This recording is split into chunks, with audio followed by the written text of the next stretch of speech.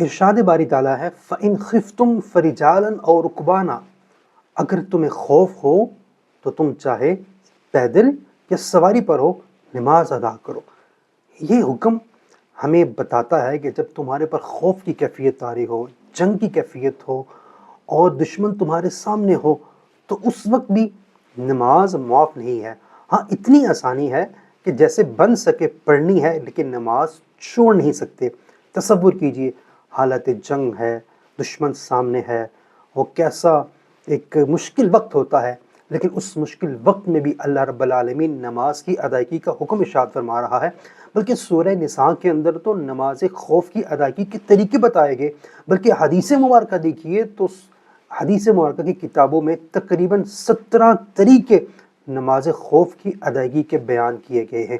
اس سے اندازہ لگائیے کہ جب حالت خوف میں نماز معاف نہیں تو پھر حالت امن میں اس کی کتنی اہمیت بڑھ جاتی ہے۔